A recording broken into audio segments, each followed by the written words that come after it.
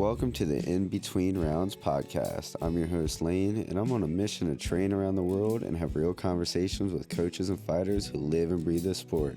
Today, I'm at Lineage BJJ in Maryland with Kevin Southworth. Let's roll right into it. All right.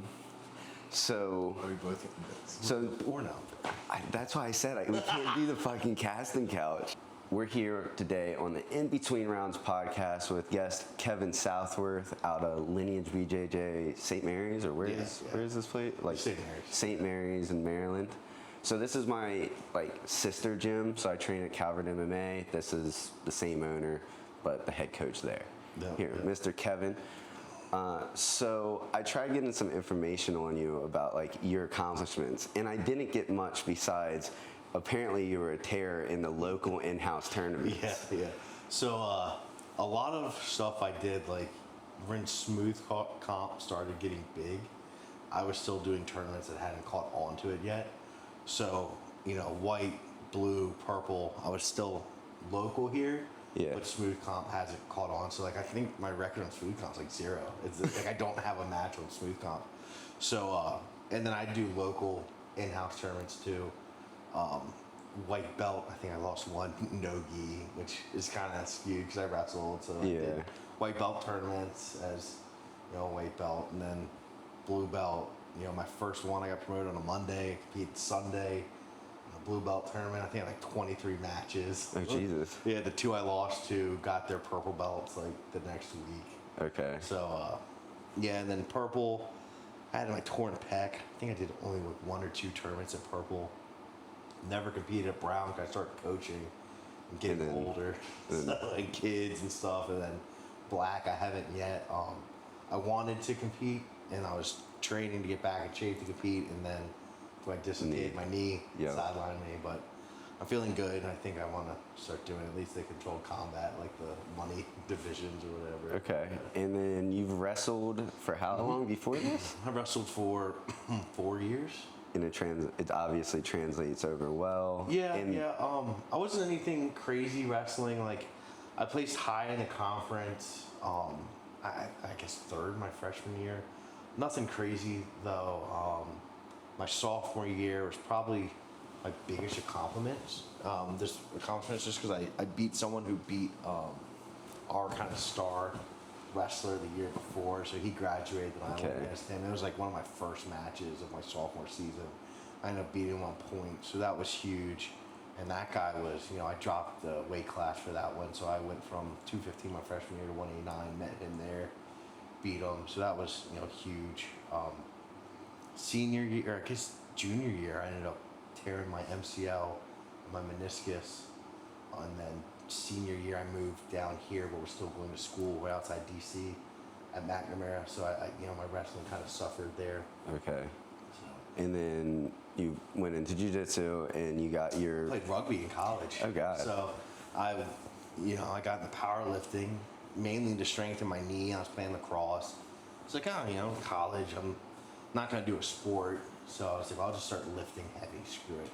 And I was squatting at St. Mary's, and the baseball kids were watching, and I was these guys are smug, so I'm gonna load up the squat bar. So I load up 550. I start dropping it for reps. I'm doing it right in front of them, just repping out 550 for 10, 3 sets, 10. And the guy benching happened to be the rugby captain, and he was hey man, do you like hitting people? And I was I'm not opposed to it. And he's you want to come play rugby? And I was sure, I'll come play. And the guy that was spotting me happened to play too. He's hey, I'll give you clothes. Come to practice tonight. Went to practice, laid out the captain, and I was I'll play this. Then I started playing rugby in college. After college, I was man, if I don't do something, I'm just going to sit around and gain weight, play video games. So it was adult rugby or jiu-jitsu. I was this is what I'll do, right? Okay. And then I messaged Calvert MMA.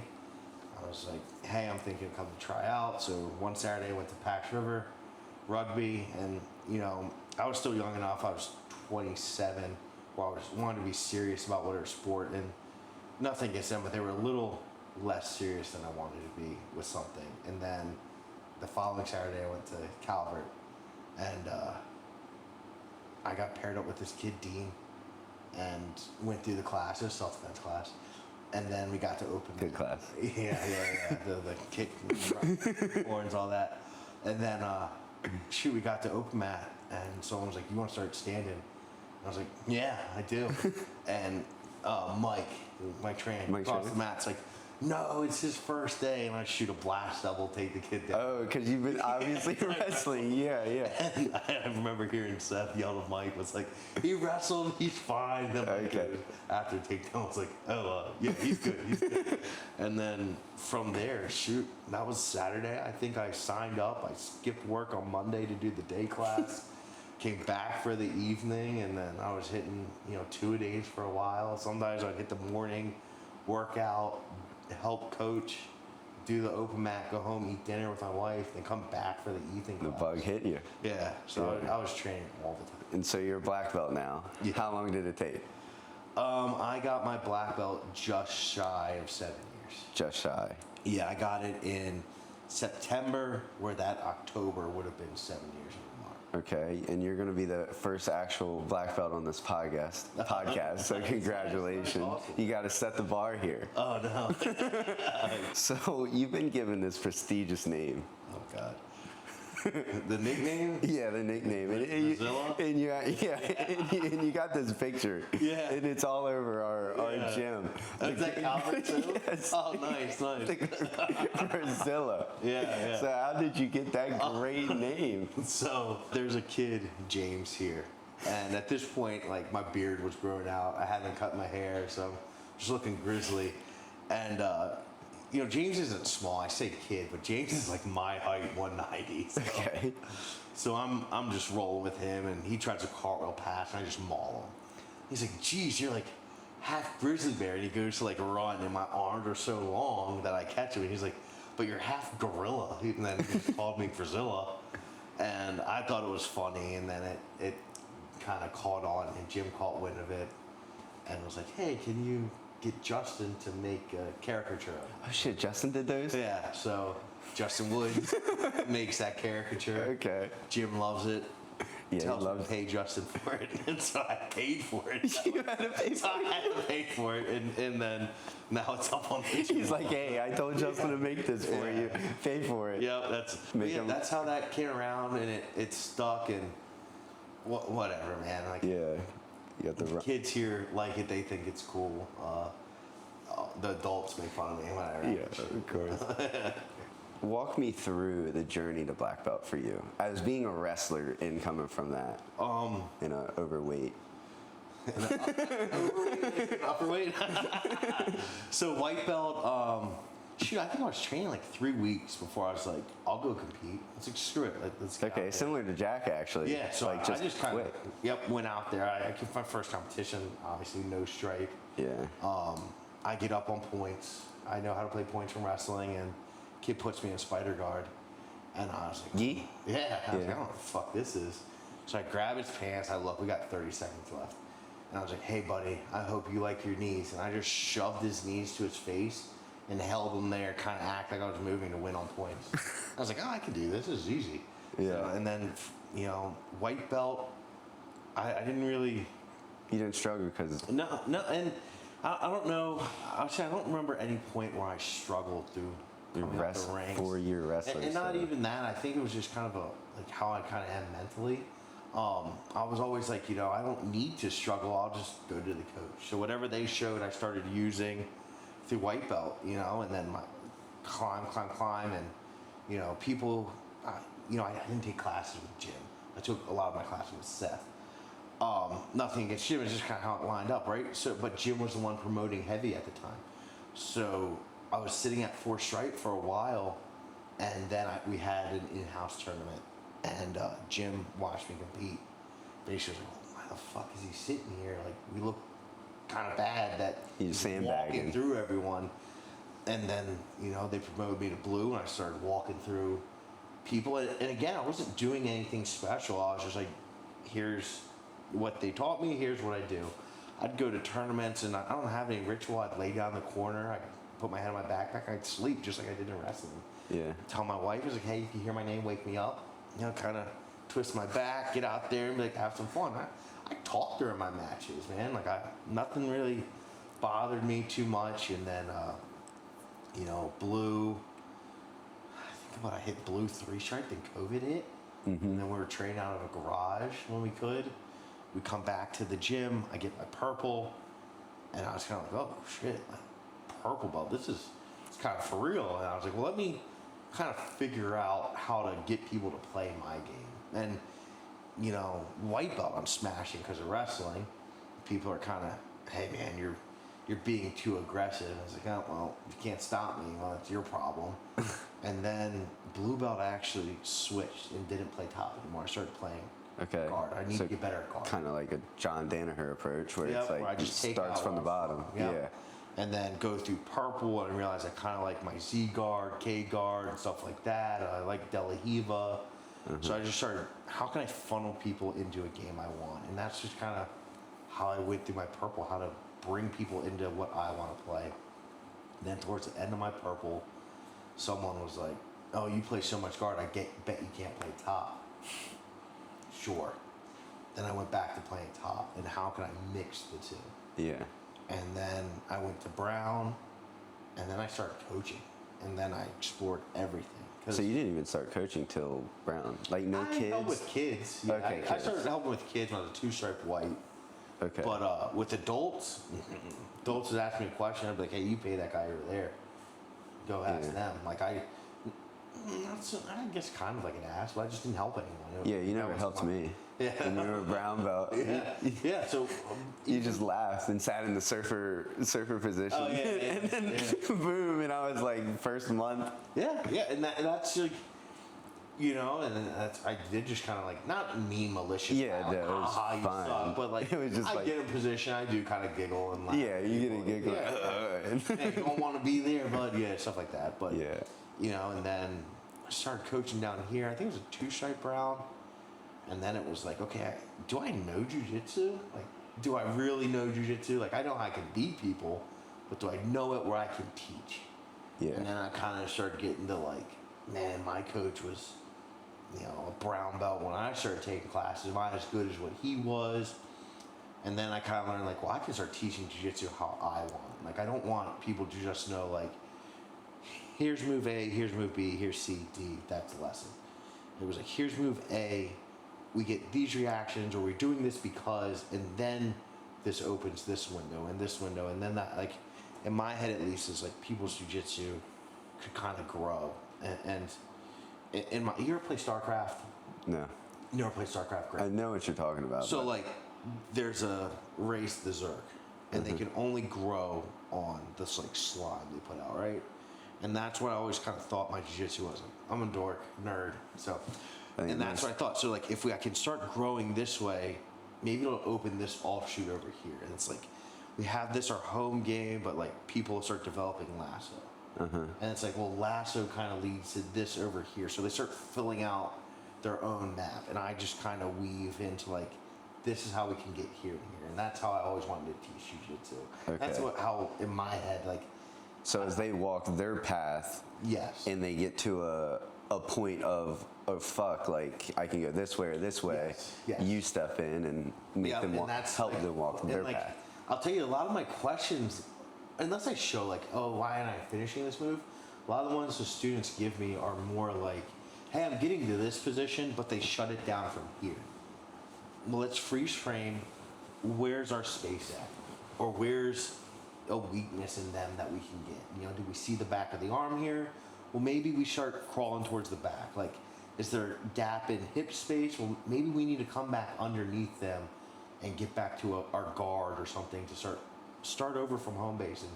And during your roll, pick apart, like, what do they do? I noticed I had a lot of success getting their arm across, but I didn't use it the first time. Well, now come back to a guard game, and if the arm's going across is what you notice you can kind of get during your roll, well, then there's your arm bar set up. So kind of getting people to answer their own questions and just giving them the knowledge to run with it. Yeah. And then, I get questions of like, hey, I don't feel like my weight's being held here. I can't finish this choke from this position. It's like, oh, let's turn a little bit here. So, I guess I do still get a little bit of. Then you have to add details and really Yeah. Then you're getting into the nitty gritty of some jiu-jitsu. Yep. And then, shoot, I guess that was brown and black, and now I'm coaching. Okay. And here I am. If you could teach one of these concepts for forever and only that one, which one would it be? One concept. Yeah, just one single. Are we talking like from a position standpoint, or just like one concept? Like a concept, like the concept of getting to someone's back is. That's when I harp on the most for the kids. No matter what position we're in, if I can start exposing your rear delt, I can get to your back. Okay. Whatever position we're in. Is that the concept you would teach forever? Just seeing when they turn their back? I guess if I'm teaching kids, which I do heavily now, and even adults, like, yeah, back's king. Yeah. Like getting to the back. But that encompasses so much. Like, can I expose the back of your shoulder? Because think if you enter a berimbolo, you first enter when you pull that arm, what do you see? You see the back of their arm. So you can still expose getting to the back. So it encompasses so much. Like when I play guard, if I get your arm across, not only is the arm bar there, but if I reach over to your lat, you're shuffling, I'm then to your back. So it applies to so much. You just go to K-guard, where you push it away with your arm and foot. Yeah. What's exposed? The back of their shoulder. Well, now I can spin out, I can climb up. It's your backside 50-50. It all exposes the back. So that basic concept kind of dives into everywhere. Yeah. And that's when I've been playing heavily. It was like, well, you know, I'm watching all this jiu-jitsu, like getting to the back, there's so many subs there. So I've just been on this kind of run here recently of where can I get to the back? Where can I expose the rear delt and make it to the back and run it down the throat? Okay. That's pretty cool. It's a fun concept to teach because, like, during the rolls, like, with anyone, it's like the rear delt, back of the shoulder, and then I'll watch, you know, adults, kids kind of figure out their own way. How can I get to the back? Yeah. Yeah, I mean, I competed in ADCC and I got fucking rear naked choke. Like, he got to my back and I'm defending. I'm like, fuck, it's locked in. It's done. Like, well, then you take the same concept on the flip side. Yeah. Oh man, I'm exposing my rear delt. Like, what do I need to do? Well, if I can't stop, I'm gonna get my back to the back. yeah.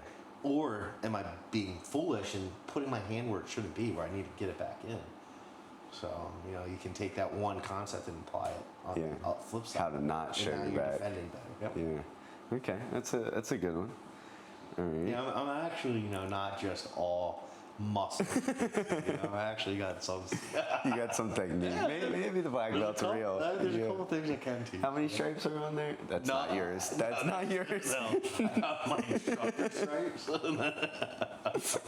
I look over. That's Jim's. I know. That's more jiu-jitsu than I've been alive. Yeah. So what do you think makes jiu-jitsu in like this county or this state like unique, like different from others? Maryland produces athletes. Maryland produces athletes, really? Maryland produces athletes, like all across, like, you know, PG County with basketball, football, and then, you know, lacrosse, huge in Maryland. So, like, no matter the sport, especially here, as people get out of college, they find something.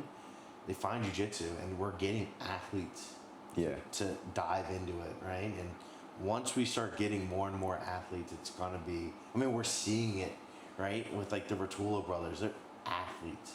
We get them in here, boom, and now the explosion of kind of jiu-jitsu, we have parents who are looking to be involved. As much as you might not like Team Lloyd Irving, they're drawing in very athletic kids who can play a point system. Yeah. Then up north, you're getting these gyms opening up that, you know, up north they have money. In Baltimore? Even more, if you go up to Hagerstown, you know, Fredericksburg or Fredericks, Maryland, and all that, like, you're getting these athletes. Parents have money. Then down here, there's money down in Southern Maryland, right? And also the homeschooling's blowing up. A lot of the kids here, I almost like 60%, 70% of our kids out there are homeschooled. So they have way more time on their hands, and they're training almost every day. Okay. So you just kind of combined all of that with, you know, parents that can help set their kids up either through like money-wise to do kind of what they want, or just athletes and stuff like that. Like, it all kind of comes together and it's making jiu-jitsu kind of explode, I feel like, in Maryland. And then the DMV, like, Yeah. it's easy to travel and drop in at other gyms, Yeah, get really good rolls. Tournaments come here. Like, I know we complain we're downtown. Like, I got to drive an hour to a tournament. Realistically, it's not that bad. Yeah. So, like, we just have a lot. There's no traffic here anyway, either. Like, going to fucking Baltimore, it's... Yeah. And most of it's straight, too. You're right up Route 4, 301. Yeah, 2. easy. So, like, we're just in a very nice area where stuff comes to us, right? Cat Cancer out comes to Baltimore. DC's right there. We have so much in our area. And then we go 4 hours, we get to New Jersey or New York even. Yeah, you pile in a car with your friends, and you're there before you know it, and then you're back home Sunday night going, dang, I got work tomorrow, but that was such a fun weekend, and you really didn't have to go that far, right? Yeah, okay. So kind of Jack said a very similar thing, a close-knit community. You brought up a good point. I mean, look at the state size from Midwest. This East Coast, we're just packed of states on this. It's really not that far. Even Florida, like, it sucks, but you can get there in a day. Yeah. Driving. Flying, shoot. Get all over the place. It was like 3-hour flight to Florida. 2 hour. Yeah. Yeah, it's not long. Nothing. Yeah. It's super quick. How has BJJ or jiu-jitsu shaped you outside of the gym? Has it done anything for you? A lot calmer. A lot calmer? Yeah. Oh, Kevin I used to be a super big, like, hothead, and in college, I don't know if it's because I felt like I had to prove myself. I used to be, believe it or not, a lot heavier than this. I was up around 310. I've seen the white belt pictures of old Kevin. And I wasn't, like, I was lifting, but I wasn't jacked. Right, I was just or big. And then I started kind of cutting weight. I think rugby, I was 240 playing, which I'd cut some weight down, and then powerlifting, I was super strong at this point. And then, I didn't feel the need to have to, like, prove myself anymore. Are you less strong now? Than I was then. In my 20s, probably. I was just, dude, I was a fucking brute lifting. Yeah. Like, you were injured. 550 for reps, and I'm deadlifting 6. My bench was never the great, but I was still in the 3s benching. So I was pretty strong. And then now I tore my pec, so, like, I don't bench as heavy. I roll 5 to 6 times a week, so I don't lift like I do. Mm-hmm. I got to maintain, but way calmer. Also, maybe that's just getting older too. So why I watch people fight and stuff now outside, and all I think in my head is like, well, both of you look like foolish because you can't fight, and if the cops come, you both are going to jail. And now I got kids. I can't. Shoot, I can't find time for anything, let alone sit in jail because I decided I want to fight with someone. Whatever. So what? Maybe besides age, what made, like, why didn't wrestling or rugby make you calmer? Like, what specifically about jiu-jitsu maybe have done it? Oh, maybe because, like, wrestling, I was way too young to understand what I was getting out of it. You were still a young kid, high school. 12 or to however, my teens, right? I just didn't understand what I was getting. I just knew get in there, grind it out. And have a good time. I'm in high school, so, go out on the weekends, do whatever. College, rugby, and maybe I was drinking. In college, I drank. I started drinking young too, which I wouldn't do, but, in high school wrestling, I'm still drinking, not in season. Just happens. Don't drink anymore. Yeah. Just, like, maybe focus more on being healthier overall as I'm aging. I got into jiu-jitsu, which was a huge transition in my life. Took me a while to get through college. I was, finished up college while I was still training jiu-jitsu, I believe. No, I had just finished college when I started jiu-jitsu. So, I'm now working, just getting older. I was engaged. So just kind of this whole shift of life happened right when jiu-jitsu came in. So that was, looking at what I had going on, and jiu-jitsu kind of let me get out my aggression.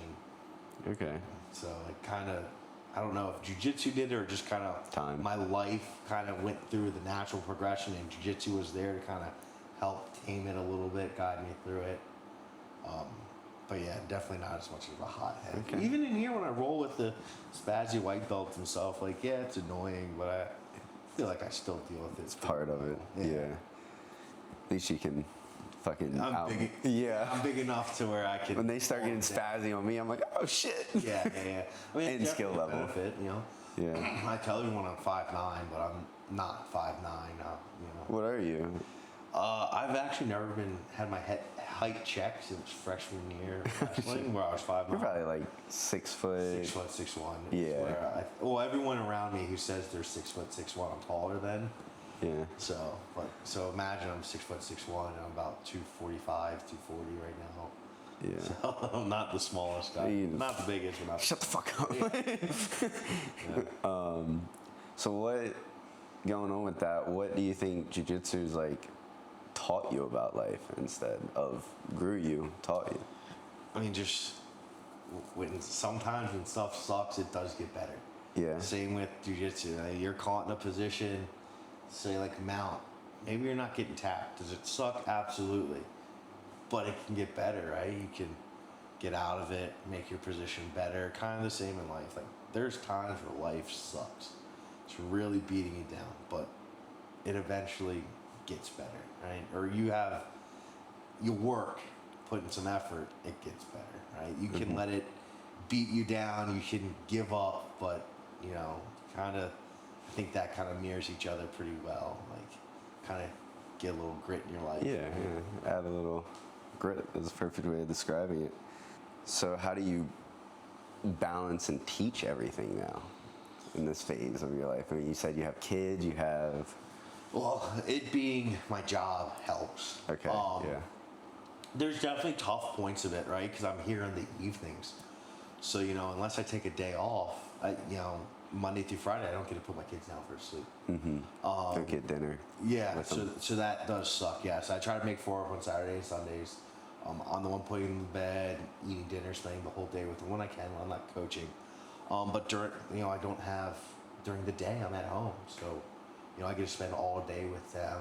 I'm looking at homeschooling, so I'll have all this time with them. So it does make up for it. Shout out to my wife, who luckily she's working remote too, so I get to see her during the day.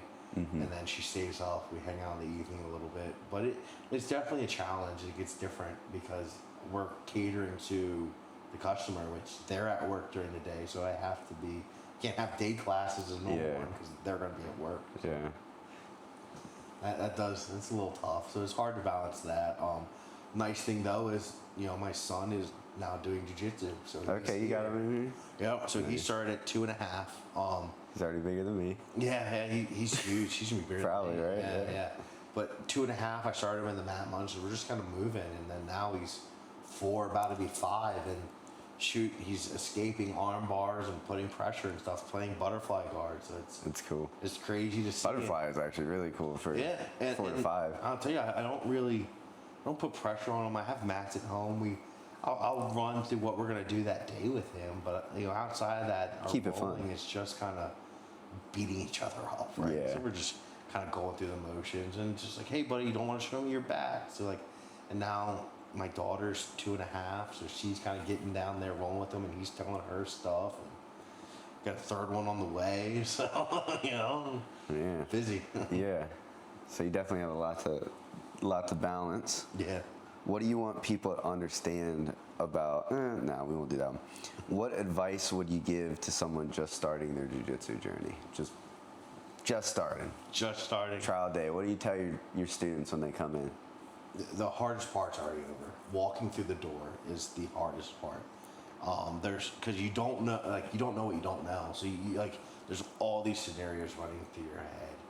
Just what if this, what if that? Like, you're going to suck. It's fine. Yeah. Everyone expects you to suck. No one's expecting a day one person to walk through and just be like blown away. It's not that. Until they find out you're a wrestler. Yeah, well, that's different, right? Like, taking that out of it, right? But just have fun, relax. If they don't partner you up, like I try to partner a new person up. Like, hey, go work with them, where I know that person. Yeah. Other stuff is common sense, like don't break fingers, don't poke in the eyes, things like that, right?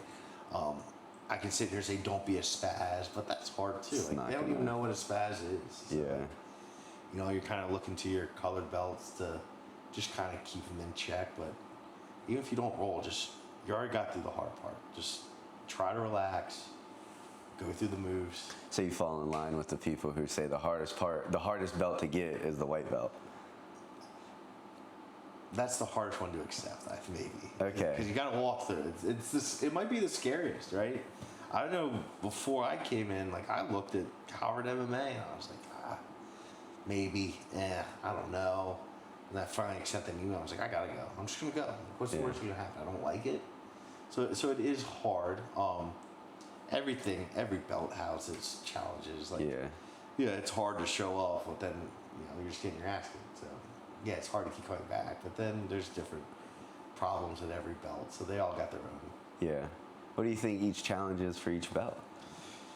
White belt showing up, and then every move looks like magic when you're watching as a white belt. So you're trying to learn how to learn. Mm-hmm. How can I move my body through this? How can I start piecing these together? Then you have your basic positions. Blue, it's kind of, I know the basics, but how can I start getting there? How can I start getting people to do what I want? You're still a new belt, right? Yeah. But you should be starting to clean up your techniques and things like that.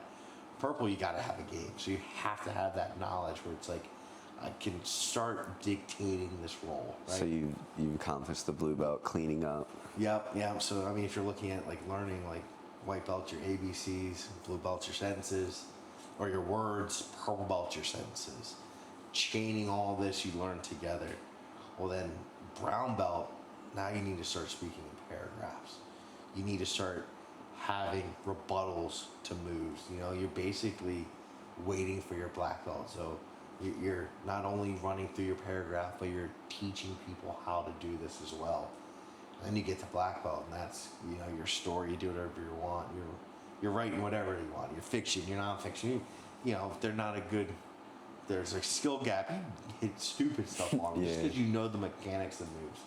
But then you get in here and you go against someone else, and it's like you have such a small window, which where the magic then happens, right? Mm-hmm. You no longer see a berimbolo or someone invert. You're like, oh my gosh, this is crazy. Like you understand like what they're walking through like that. So it's all just as you go, progression of learning and replicating.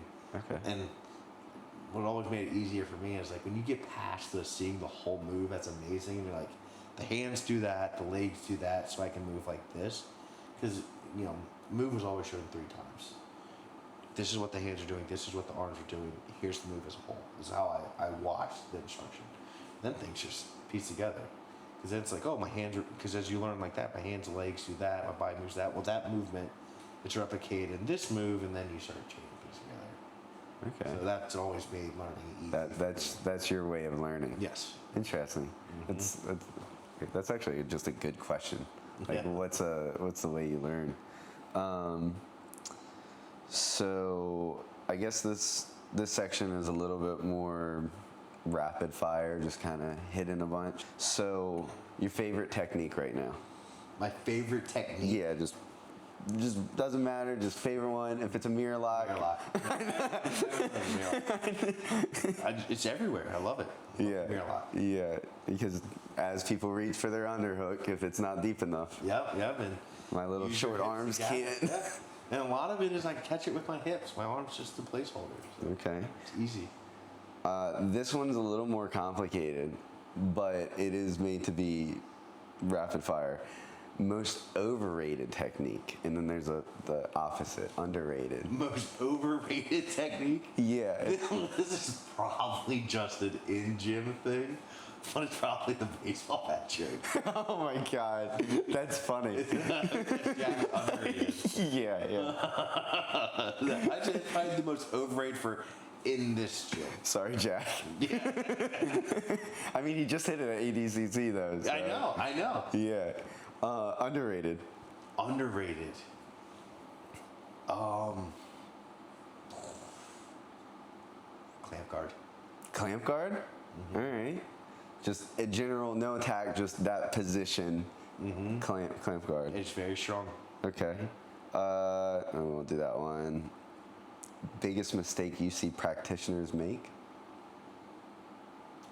Putting too much pressure on themselves. Oh, just mental pressure. Yeah. Definitely, 100%. I think that they think the coach expects more than the coach really does out of them. Like, Yeah, you don't expect shit. You're probably like, yeah, it's okay, buddy, keep working. everyone, I'll tell you if you're doing bad. Yeah. Hot take that might get you in trouble.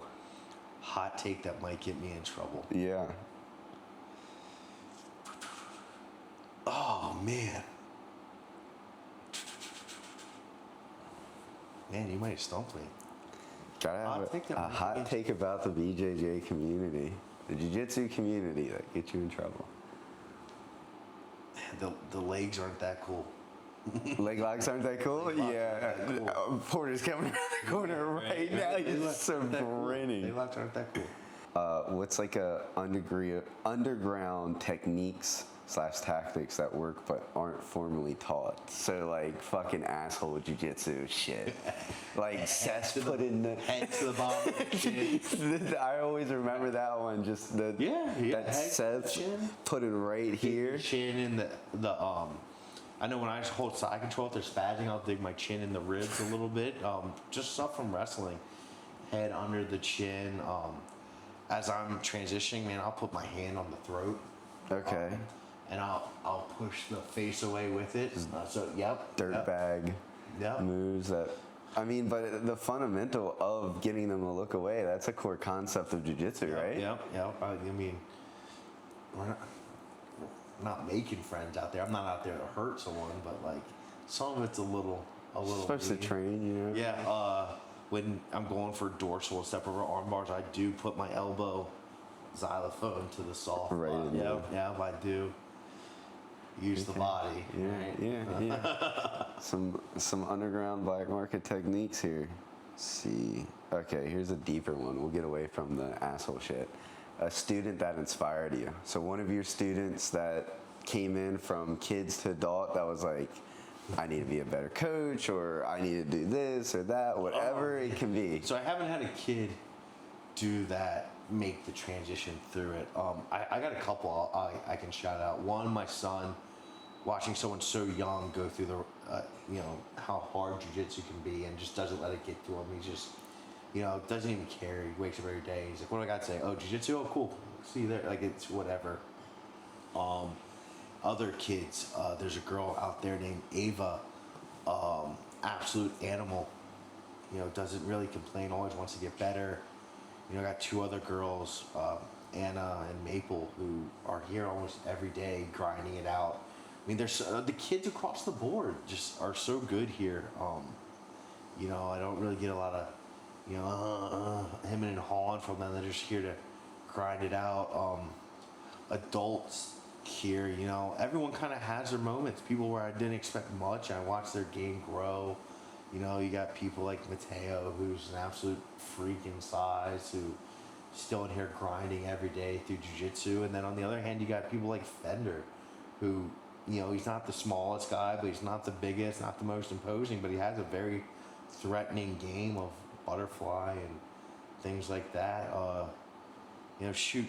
Gabe and, Ross, they're, Russ is older, but Gabe is still, in his 40s, where they're, learning lasso and being a huge pain in the ass with it.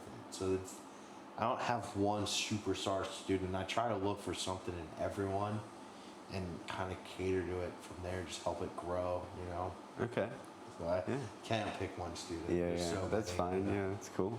Well, that's really it. Do you have anything you want to shout out or say with a platform that is going to get 2 views? If you're in the area, just drop in. I love when people drop into the gym and just roll with everyone here. It's usually, I think they usually have a good time as long as they're not rolling like an asshole. So if you're in the area, drop in. Yeah, definitely. If anyone wants to reach out for anything, I usually respond to everyone. So. Okay. I think my Instagram's ksouth_19. Yeah. Can't be sure. if you search like Calvert MMA or something, you'll eventually find one of us. Yeah, well, you ready to get some rolls in? Absolutely. Yeah. Perfect. Sweet. And we'll do the other one segment. And now we're at the part where we do the counter exchange. In the last episode, Jack showed me the Troy bar. So now I'm bringing that same move to Kevin to see how he'd counter it. So here, I'm gonna try to rotate my thumb to you as I drive in to cut this corner here, right? Okay. And I come behind where then I can just curl you up right from there. And that's it for the second episode of the In Between Round podcast. Huge thanks to Kevin for being the first black belt on here. We're really just getting started on this journey around the world, so stay tuned for the next one.